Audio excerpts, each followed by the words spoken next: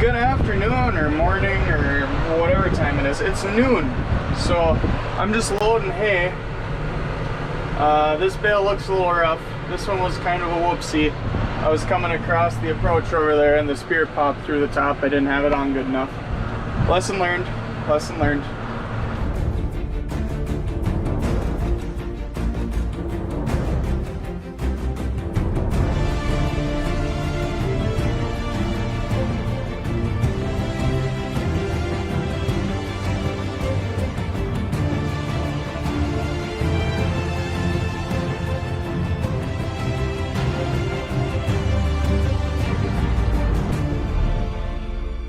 So, we are stacking these bales on the trailer.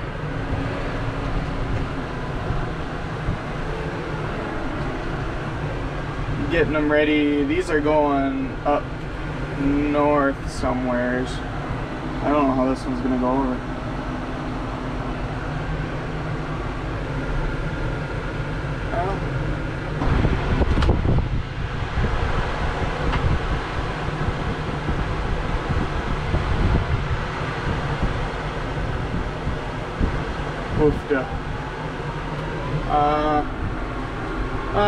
We might have to do some cleanup on that one. That one's pretty tough. I'll be back. I'm back. So I just threw that one on top. We'll throw a strap over it, make sure it doesn't blow away. Stupid approach. I wasn't going fast either. I was going 1 mile an hour, and it just bounced a little too much and poof, up through the top. Broke every layer of hay and popped through the top. So that was my bad. Note to self, make sure the spear is all the way in the bale. But yeah, so I walked over, got the tractor. My wheat is being sprayed. That is extremely exciting. I was hoping they would maybe spray the beans today too, but they're not going to do that, so I might have to get the irrigator ready enough to run across 140 acres of beans quick. So we'll see how that goes. Just give her a pull. Oh, there we go. See, that's what the bale is supposed to look like, nice and round. And then we go nice and slow back to the pickup so we don't break anything. So yeah, nothing. These are going up to Clearbrook, I think. Kayla said. Somewhere up there. So I'll get these loaded and then get them strapped down and head her on home, pick her up, and then we'll probably head up there around 3:30ish, I'd imagine. It's a little over an hour drive. Not too bad, not too far away. But yeah, follow along.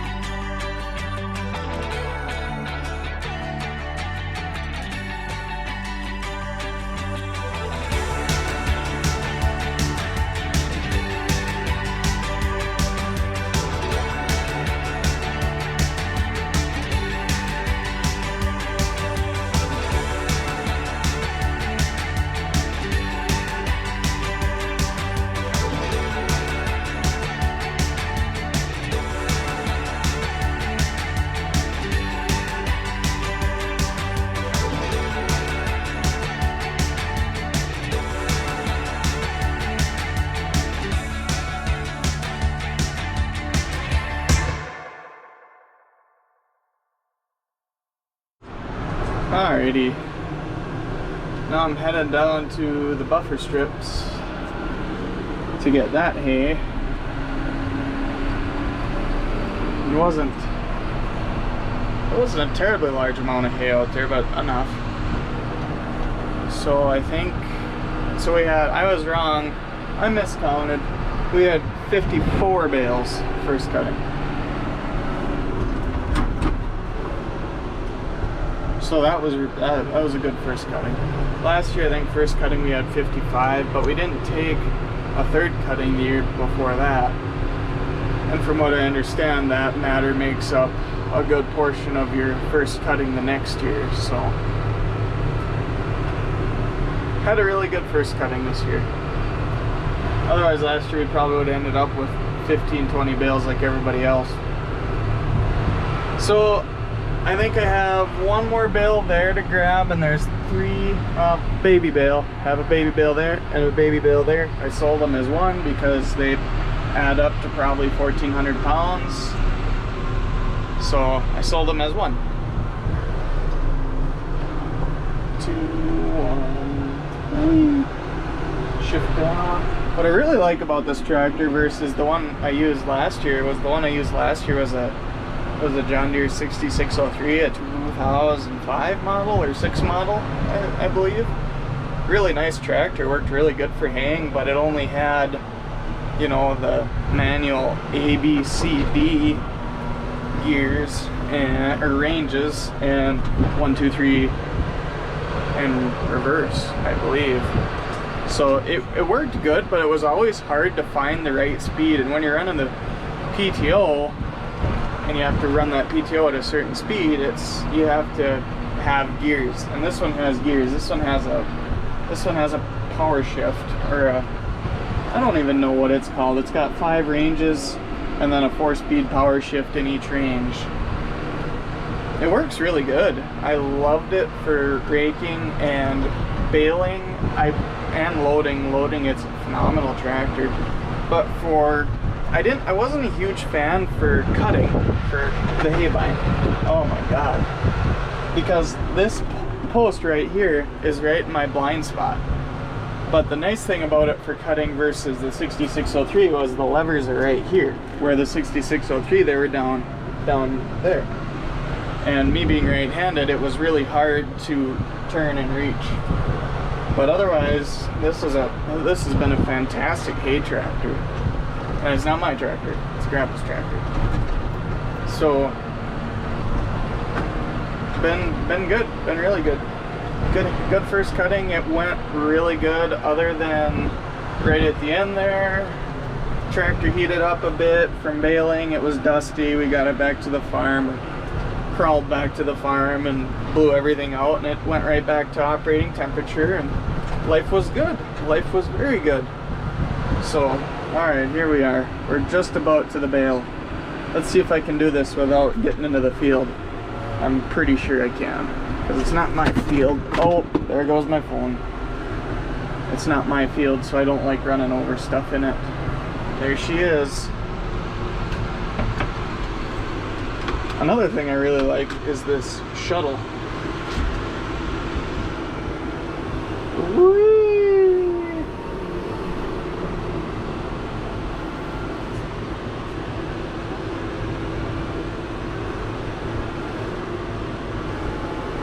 Okay.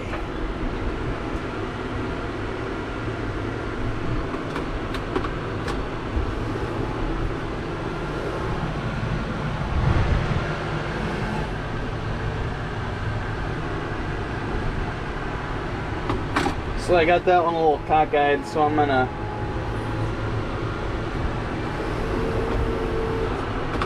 get over here so I can get a better stab, get a better poke. I believe they're done spraying my wheat. It didn't take them any more than 2 hours. So that's really nice. I was getting a little concerned about the one field. It was looking pretty weedy.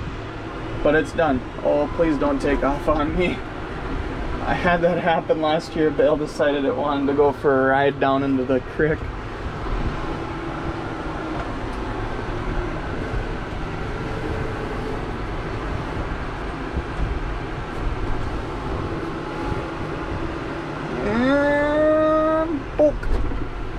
Got it. And I don't think there's any twine hanging off. That was another thing. The twine really tied this year. Like it didn't, I haven't had any twine issues picking bales off the field. Last year I had a lot of issues. But this year it's going really good. Really good.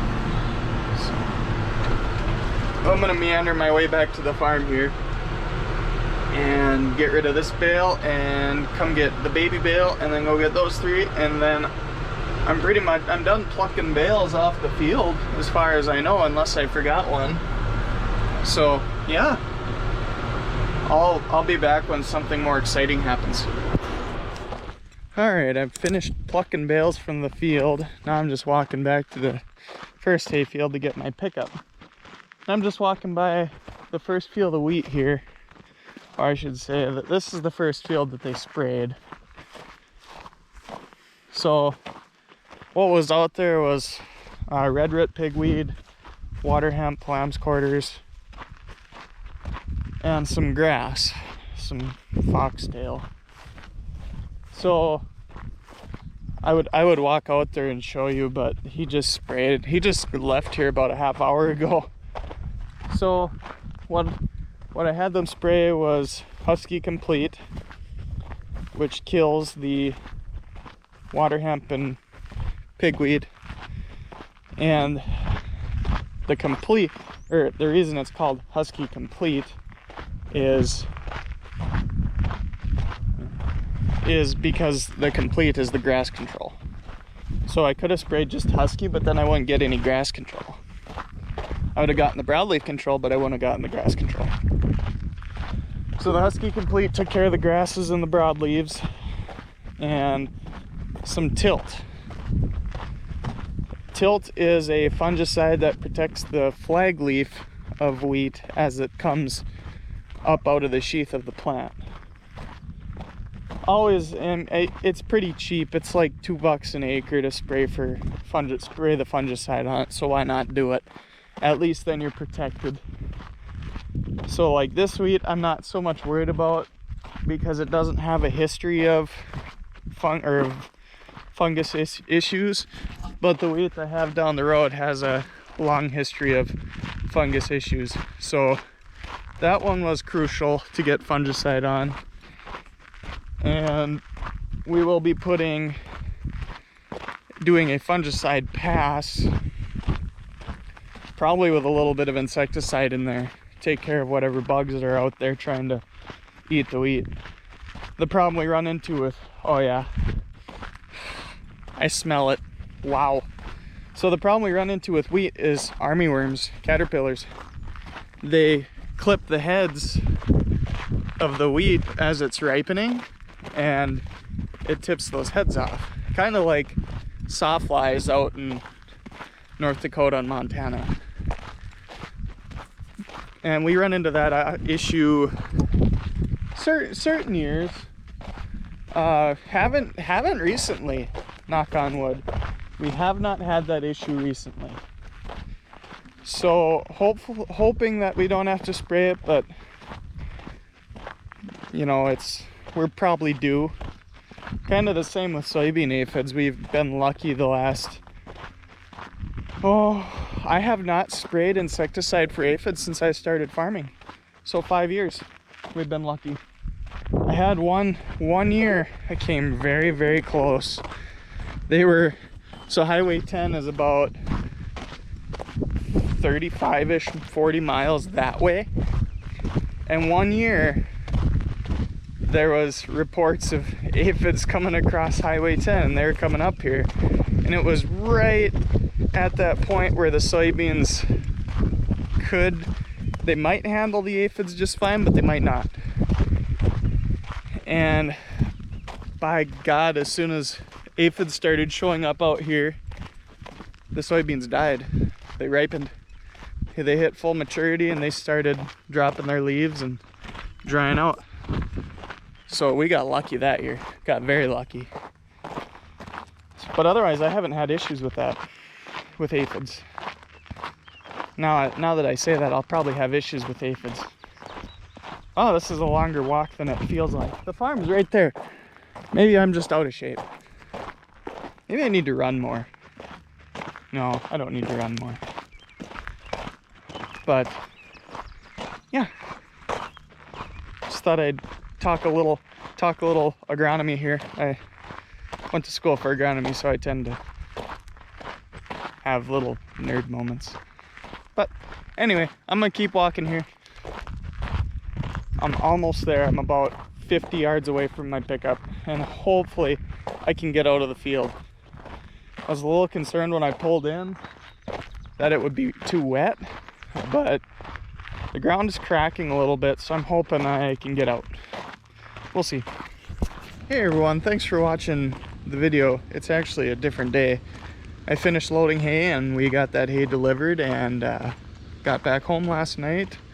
Thought I lost the camera on the road somewhere on the way up north, but I didn't, so that was a big positive. But I'm just hooking up to the hay rack with the Tahoe here, and I'm gonna back that into that Quonset, because that is the last of the 2022 first cutting hay that wasn't sold, and somebody wants it, so they're coming to get it sometime next week, I believe. I'm gonna get it put away under cover, so we're supposed to get some weather here tonight, and we don't want that rained on. So let's see. Oh yeah, it'll go in there, no problem. So thank you for watching. See you in the next one.